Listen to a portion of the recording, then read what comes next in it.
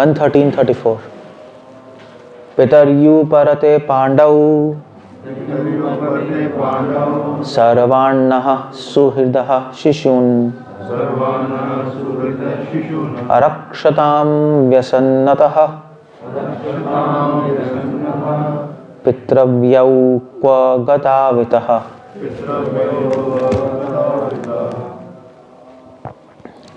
जब मेरे पिता पांडु की मृत्यु हो गई, हम सभी छोटे छोटे बालक थे, तो इन दोनों चाचा ताऊ ने हमें समस्त प्रकार की विपत्तियों से बचाया था।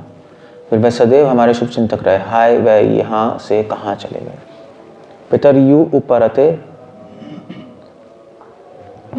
पितर्यु मतलब होता है पिता, उपरते मतलब है, उपरते मतलब होता है मरने पर। प्रभुपाद लिख रहे नहीं, मरने पर। उपरते, पर मतलब बियॉन्ड, उपरते मतलब होता है किसी के परे। परे परे मतलब पर होता है, पर मतलब बियॉन्ड, ऊपर मतलब उससे भी परे, मृत्यु। पांडव, जब पांडु मर गए, जो हमारे पिता थे, सर्वान्न सुहृद शिशून, तो इन्होंने, तो धृतराष्ट्र गांधारी ने सब हमें समस्त जितने भी प्रॉब्लम से नहा हम सबको सुहृद शिशून हमको बचाया, और सुहृद हमारी वेलफेयर करी, हमें बच्चों की तरह पाला। शिशून अरक्षताम व्यसनतः, हम जो हमारी जो रक्षा करने वाले नहीं थे, पांडु मर गए, धृतराष्ट्र बचे, तो उन्होंने कहा कि भी बच्चों ने हमें पाला है, अरक्षताम, बच्चों को कौन संभालेगा। कुंती के 5 पुत्र पांडु और माद्री चले गए, तो अब उन्होंने हमें पाला। अव्यसनतः, सभी संकटों से हमें बचाया बचपन में, बाद में तो संकट में डाल दिया, बट बचपन में बचाया। पितृव्यौ क्व गतावती, ऐसे पितृ हमारे जो गंधारी और धृतराष्ट्र, क्व मतलब कहाँ, गतावितः मतलब चले गए। क्लियर है ना, संस्कृत इतना मुश्किल नहीं है। सूत उवाच, सूत उवाच कृपया स्नेह वैकल्वया सूतो विरह कर्षितः आत्मैश्वरम् अचक्षाणो न प्रत्याहाति पीड़ितः। सूत गोस्वामी ने कहा, करुणा तथा मानसिक क्षोभ के कारण संजय अपने स्वामी धृतराष्ट्र को न देखने के से अत्यंत दुखी थे, अतः महाराज युधिष्ठिर को ठीक से उत्तर नहीं दे सके। महाराज युधिष्ठिर ने संजय से पूछा था पिछले श्लोक में, संजय ने बोला, संजय भी बहुत दुखी थे उनको ना देखने की वजह से। तात्पर्य, संजय दीर्घकाल तक महाराज धृतराष्ट्र के निजी सहायक रहे, अतएव उन्हें धृतराष्ट्र के जीवन का अध्ययन करने का अवसर प्राप्त हुआ था। अतः जब उन्होंने देखा कि उनकी जानकारी के धृतराष्ट्र घर से चले गए, तो उनके शोक का ठिकाना नहीं रहा। धृतराष्ट्र के प्रति अत्यंत करुणामय थे, क्योंकि कुरुक्षेत्र युद्ध रूपी जुए में वह सर्वस्व सारे पुरुष तथा धन हार चुके थे। अंत में राजा रानी को हताशा में घर में छोड़ देना पड़ा। उन्होंने इस परिस्थिति का अध्ययन अपने ढंग से किया, क्योंकि उन्हें ज्ञात न था कि विदुर द्वारा धृतराष्ट्र की अंतर्दृष्टि जगाई जा चुकी है, और वह ग्रह रूपी अंधे कुएं से निकलकर श्रेष्ठ जीवन बिताने के लिए घर छोड़ गए। जब तक किसी को इस जीवन में त्याग के पश्चात श्रेष्ठ जीवन की आशा नहीं होती, तब तक वह केवल कृत्रिम वेश में अथवा घर से बाहर रहकर सन्यासी जीवन में चिपका नहीं रह सकता। सन्यासी जीवन में चिपका नहीं रह सकता। इंग्लिश में क्या लिखा है? हाँ, सुनाई नहीं दे रहा। स्टिक, तो चिपका नहीं लिखना चाहिए वो तो इंटरेस्टिंग है। सन्यासी जीवन बना नहीं रह सकता, स्टिक का चिपका ही लिख दिया सीधा है। इसमें अडिग लिखा है। हाँ, फिर ये कौन सी एडिशन है वो?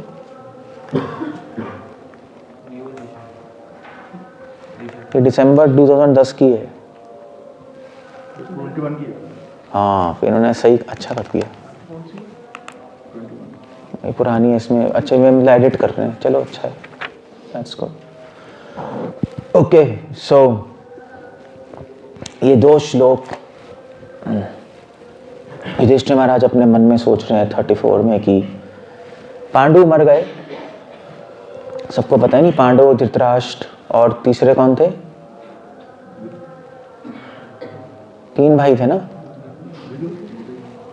विदुर और हाँ, तो पांडु, विदुर जी तो शूद्र दासी के पुत्र थे, तो वो राजा बन नहीं सकते थे।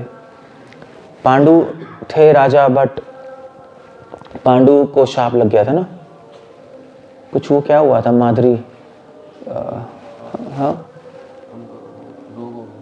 हाँ सॉरी, तो पांडु को पांडु रोग था इसलिए उनका नाम पांडु था। पांडु मतलब होता है, पांडु रोग होता है कि तो बचपन से रोगी पैदा हुए नहीं, जब उनकी माँ ने व्यासदेव को देखा था तो वो बिल्कुल सफेद पड़ गई थी, तभी व्यासदेव ने कहा कि भाई अब ये तो सफेद पड़ गई है तो इसलिए इसका बेटा पांडु रोग से पैदा होगा। पांडु रोग मतलब होता है वीकनेस, डिजीज होती है जिसमें व्यक्ति वीक ही पड़ा रहता है, पता नहीं इंग्लिश में क्या कहते हैं पांडु रोग को, मैं भूल गया हूँ, वीक पड़ा रहता है पूरा। सो हमेशा वीक रहते थे, तो लोगों ने कहा यार अब ये राजा कैसे बनेंगे, कोई बन तो सकते नहीं। तो पांडु फिर अपनी वाइफ के साथ सबके साथ जंगल चले गए और जंगल में जाकर वो रहे, और आई थिंक उनको शाप भी मिला था बीच में कुछ कि अगर तुम अपनी वाइफ का संग करोगे तो तुम मर जाओगे, कुछ हुआ था, मैं इंसिडेंट्स भूल गया हूँ। तो उन्होंने कहा अभी ना राज्य कर सकते हैं, हम वीक हैं, और शाप भी मिल गया, अब तो वाइफ का संग नहीं कर सकते, तो फिर तो बड़ी अजीब सी बात है। तो उनको वैराग्य आ गया, तो छोड़ के जंगल चले गए, धृतराष्ट्र को बिठा दिया, जंगल गए, वहाँ पे कुंती से 5 पुत्र पैदा हुए, नहीं तो संग नहीं कर सकते तो पुत्र कैसे होंगे, तो 5 पुत्र पैदा किए वहाँ कुंती ने मंत्रों के द्वारा। कुंती को आशीर्वाद था दुर्वासा मुनि किसी का कि तुम ये मंत्र बोलोगी तो देवता लोग आ जाएंगे, तो उससे 5 पुत्र हुए।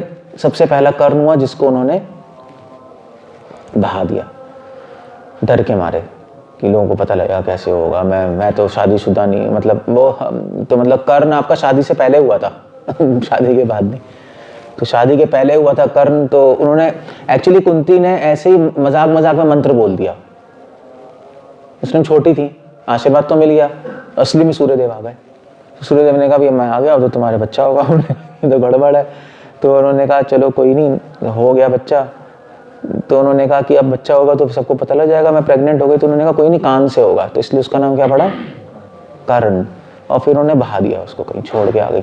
शादी के बाद फिर उन्होंने पांडु को बोला देखिए चिंता मत कीजिए, हमारे पुत्र हो सकते हैं क्योंकि मेरे पास ये वरदान है। तो कुंती महारानी ने फिर एक एक करके देवताओं को बुलाए, धर्मराज को बुलाया, युधिष्ठिर महाराज, और इंद्र को बुलाया, अर्जुन, वायुदेव को बुलाया, भीम, और अश्विन कुमार को बुलाया, नकुल और सहदेव। और फिर उसके बाद मगर जो पांडु अपना तपस्या कर रहे थे, पुत्र भी हो गए, सब हो गया, माधुरी भी थी उनकी भाई पांडु की। मगर एक दिन माधुरी जो है वो झरने में नहा रही थी और पांडु ने देख लिया और वो अपने को कंट्रोल नहीं कर पाए, और जैसे ही उन्होंने माधुरी के पास गए और उनसे आलिंगन किया, उसी वक्त उनकी मृत्यु हो गई। शाप मिला हुआ था। अब माधुरी घबरा गई क्या हुआ, तो फिर उसके बाद माधुरी और कुंती ने फिर बहुत दुखी हुई, तो उन्होंने कहा कि भी जब पति जब मर गया तो जो पतिव्रता स्त्री है उसको पति के साथ जल जाना चाहिए। तो माधुरी ने कहा मैं त्याग करूंगी, आप रहिए क्योंकि आपको पुत्रों का ध्यान भी रखना है, कुंती को बोला। तो कुंती रह गई, वो चली गई। कुंती के 5 पुत्र हो गए, कोई संभालने वाला नहीं जंगल में। वहां पांडु चले गए, वहां धृतराष्ट्र ने राज्य किया, तो धृतराष्ट्र के पास वापस चले गए लोग, और धृतराष्ट्र ने और भीष्म पितामह ने फिर इन 5 पुत्रों को पाला और कुंती महारानी की रक्षा की। तभी कह रहे हैं, तभी युधिष्ठिर महाराज दुखी हो रहे, जब मेरे पिता पांडु की मृत्यु हो गई, हम सभी छोटे छोटे बालक थे, ये सीन है। तो याद रख रहे हैं उनका ऋण याद रख रहे हैं। ऋण याद रखना, ऋण लोग उतार देते हैं मगर ऋण को याद रखना इंपॉर्टेंट है। जैसे एक शास्त्र में आता है ऋण मोचन स्तोत्र, सुने? ऋण मोचन स्तोत्र आप पढ़ोगे तो आपके ऋण उतर जाएंगे, किसी के भी ऋण चढ़े होंगे।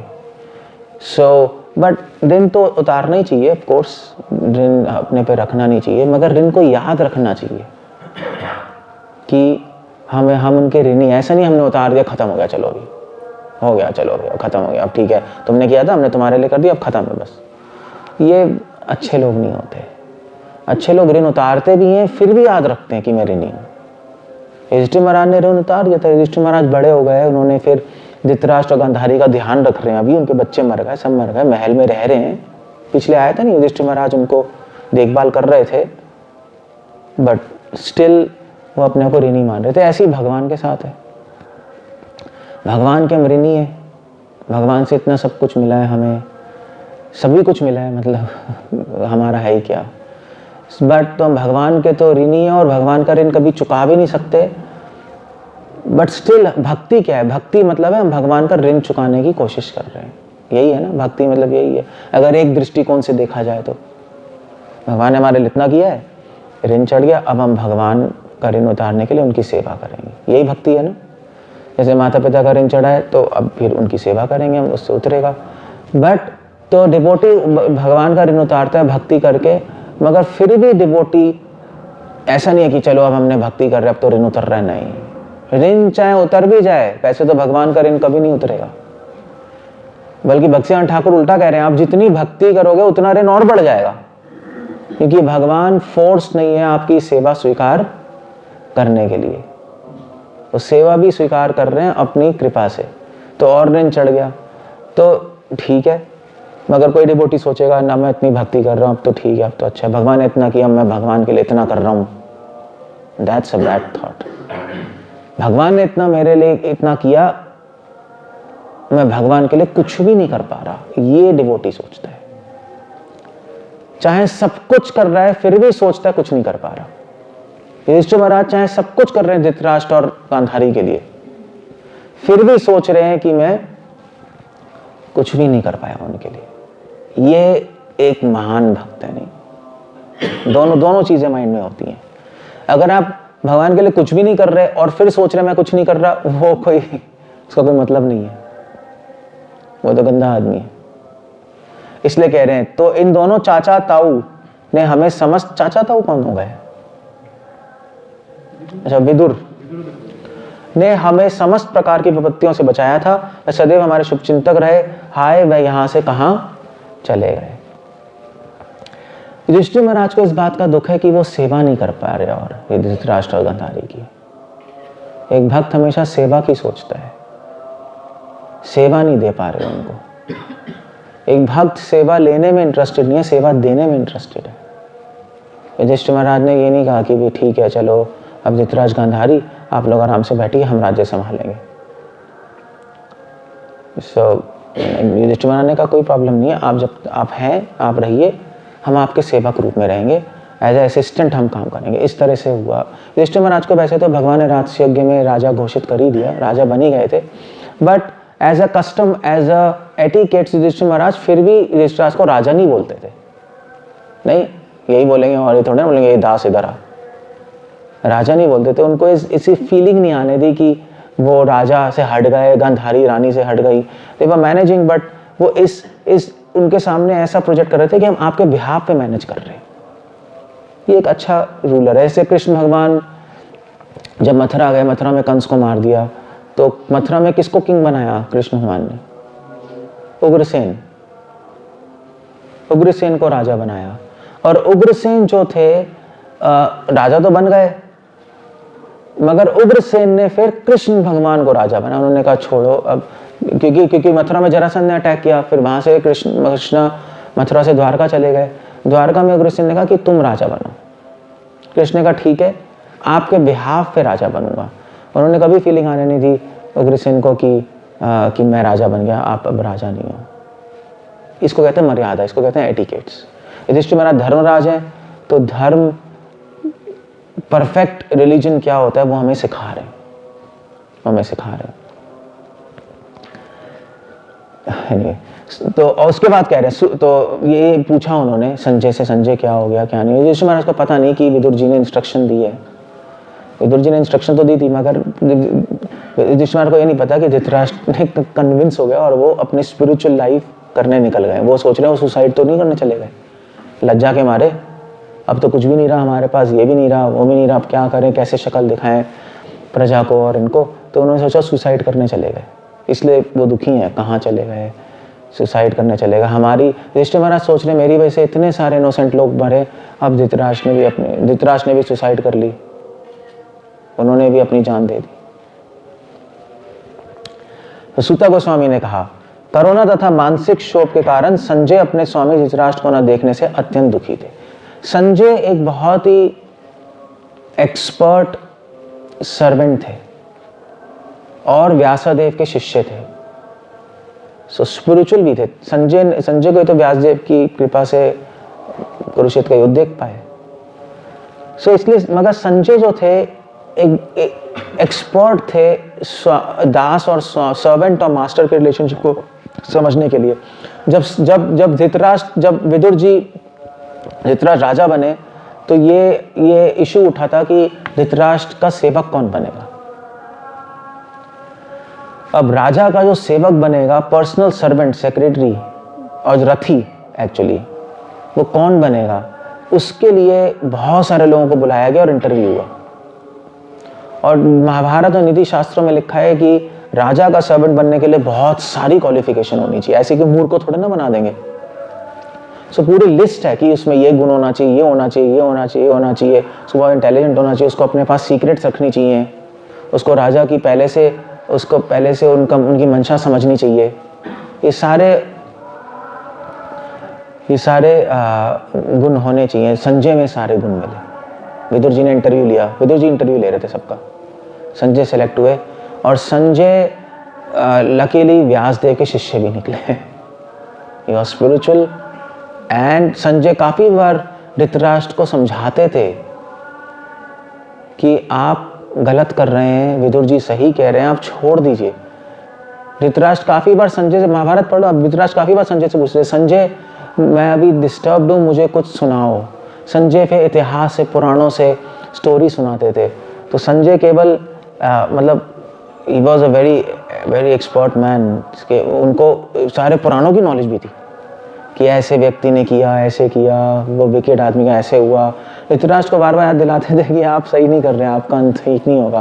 धृतराष्ट्र समझ भी आते थे, संजय तुम बिल्कुल ठीक कह रहे हो, मैं गलत कर रहा हूँ, बट वो ही आसक्त अंधे थे, कुछ समझ नहीं आया। मगर संजय भी यहाँ पे दुखी थे। संजय ये नहीं थे चलो यार, संजय जानते थे धृतराष्ट्र क्या है। संजय कहा यार ठीक है, तो पूरे आसक्त थे दुर्योधन से, गलत डिसीजन ले लिया।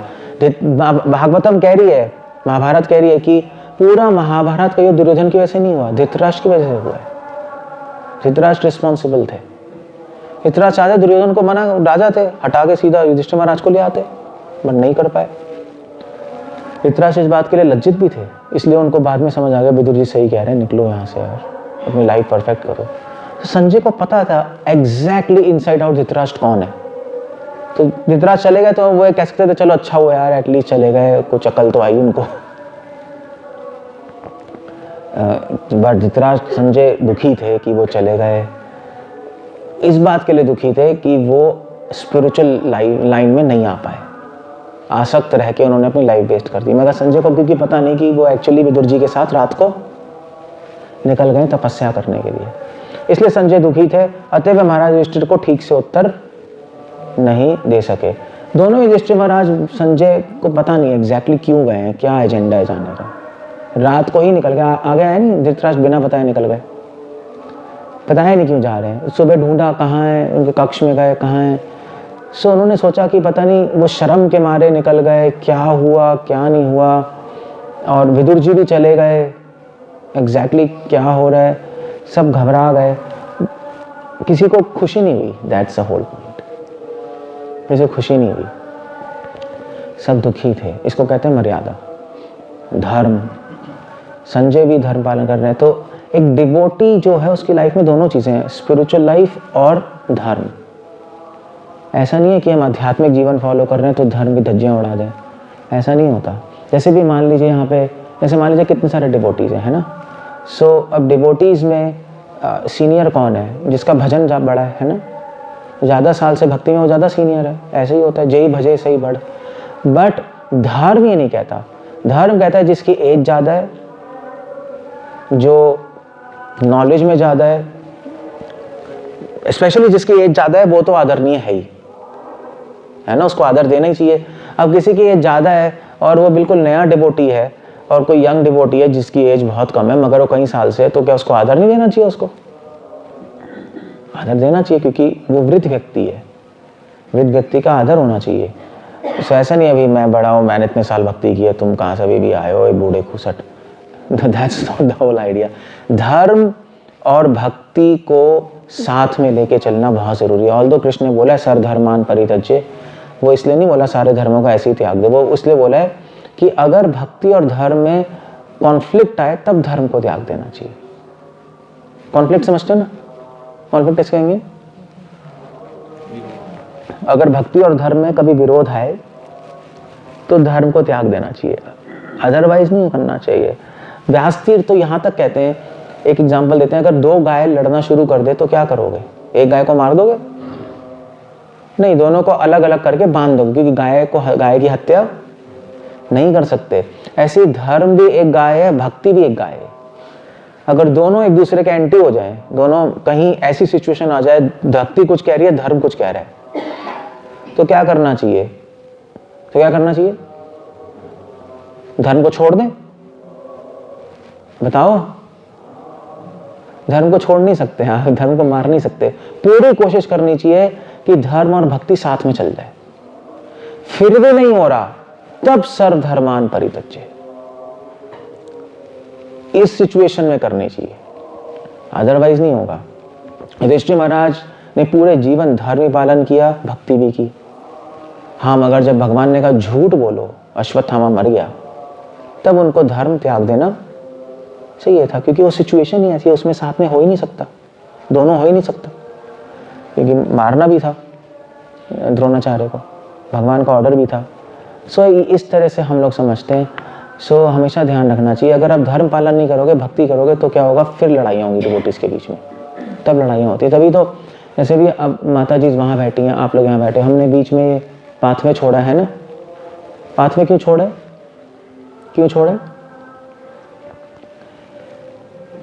क्या हो गया? आपको नहीं पता क्या है कि अलग अलग रहा है? एक तो रीज़न पाथवे छोड़ने का एक ये है कि श्रील प्रभुपाद वहाँ ऑल्टर है, तो अगर हम पाथवे नहीं छोड़ेंगे तो सब पीट करके खड़े हो जाते हैं, प्रभुपाद जी को दर्शन नहीं होते भगवान के, वो एक गलत है। सो इसलिए होना चाहिए कि लोग प्रभुपाद को दर्शन हो, है ना, हम ऐसे ना प्रभुपाद के सामने आ जाए। और दूसरा कारण है कि माता जी से अलग बैठे हैं, प्रभु जी से अलग बैठे हैं। वेस्ट में ऐसा नहीं होता, सब साथ में बैठते हैं, तो कहते हैं नहीं नहीं, फीमेल मेल्स एक ही तो हैं, सब डिवोटी तो हैं, बॉडीली कंसेप्ट ऑफ लाइफ से ऊपर उठना चाहिए, ऐसा ही है ना। But that's a wrong thing. धर्म ये नहीं सिखाता स्त्रियां और पुरुष एक साथ नहीं बैठ सकती, धर्म नहीं सिखाता। सो हम धर्म पालन करते हैं, तो उससे क्या होता है? उससे भक्ति करने में आसानी हो जाती है। सो धर्म भक्ति के अनुकूल है, धर्म बनाया ही इस तरह का कि भक्ति के अनुकूल हो, मगर कुछ कुछ सिचुएशंस में धर्म प्रतिकूल हो जाता है, उस सिचुएशन में छोड़ देना चाहिए, दैट्स ऑल। तो दो गाय लड़ रही हैं तो क्या करना है? उनको अलग कर दो, उनको बांध दो और शांत कर दो। सो अगर भक्ति और धर्म में धर्म प्रतिकूल हो रहा है तो कोशिश करो कि धर्म और भक्ति को थोड़ा अलग करके सोचो कि साथ में कैसे रख सकते हैं। मारने की कोशिश नहीं मत करो धर्म को उस टाइम, सोचो फिर, और फिर साथ में करने की कोशिश करो। अगर बिल्कुल नहीं हो रहा तब धर्म को छोड़ना पड़ेगा, ये आइडिया है। युधिष्ठिर महाराज संजय जानते हैं, युधिष्ठिर महाराज संजय ने थोड़े ना कहा अरे वो भक्त नहीं था, साला बकवास बूढ़ा, अच्छा हुआ चला गया बैठ गया आराम से, चीयर्स, यू नो दिमाग खराब कर रखा था, सर पे पड़े हुए थे दोनों यार, बूढ़े बूढ़ी, दिमाग खराब हो गया, हमें मारने की भी कोशिश की, ये हुआ वो हुआ। युधिष्ठिर महाराज सब बैठ के सोचते हाँ यार उन्होंने लक्षाग्रह में भेजा था, ये किया था, पॉइजन दिलवाया था, उनकी ऐसे पूरी महाभारत हो गई, देखा ना, अच्छा हुआ उसके साथ। ऑर्डिनरी आदमी तो ऐसे ही करता, that's not the point. Devotee, ordinary devotee भी ऐसे ही करता, ऑर्डिनरी डिवोटी भी ऐसे ही करेगा, अरे अच्छा हुआ उसके साथ, ठीक है, ऐसे ही होना चाहिए। ये तो बेकार लोग होते हैं। हमें महान बनना है युधिष्ठिर और संजय की तरह, कि ठीक है उनको इस बात का दुख था, ठीक है वो चले गए, दोनों तरफ से दुख था कि हम उनकी सेवा नहीं कर पाए, और दूसरी बात कि वो भगवान की भक्ति में नहीं आ पाए, वो ज़्यादा बड़ा दुख था। बट उनके माइंड में उनके लिए दुर्भावनाएं नहीं थी, उनके माइंड में उनके लिए सद्भावनाएं थी कि उनका कल्याण हो, बस that's the whole point. Devotee हमेशा हर एक के कल्याण के बारे में सोचता है, सबके कल्याण के बारे में सोचता है। हरे कृष्ण। श्रील प्रभुपाद की। कुछ पूछना है, कुछ कहना है? कोई क्वेश्चन है किसी का? नहीं, सुसाइड नहीं की। धृतराष्ट्र बाद में जाके जंगल चले गए थे, विदुर जी ले गए। विदुर जी ने उनको ट्रेन किया मेडिटेशन में, हरिद्वार। वहाँ पे उनको ट्रेंड हुए, उन्होंने मेडिटेशन की और फिर उनको पता लग गया अब टाइम आ गया है मृत्यु का। तो उन्होंने मेडिटेशन में बैठ के अपने आप को, अपने अग्नि प्रकट करके अपने आप को जला लिया, भस्म कर लिया। गांधारी ने फिर उसके बाद भी अब बैठ के उन्होंने भी अपने आप को बैठ के अग्नि प्रकट करके भस्म हो गई। भागवतम कह रहे कि उनको भगवान की प्राप्ति नहीं हुई, परफेक्शन नहीं मिल पाई, बट एक लेवल तक आ गए थे, ये था उनका।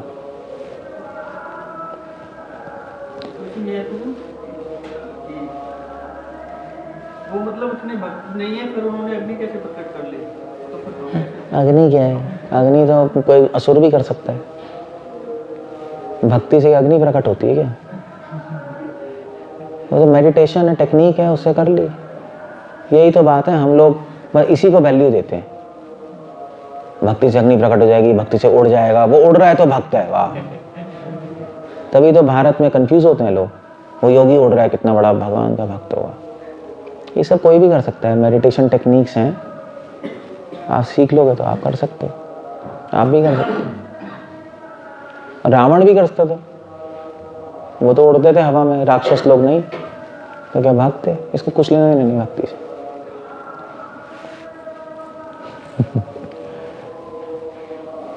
चलो ठीक है फिर, हरे कृष्ण। श्रील प्रभुपाद की।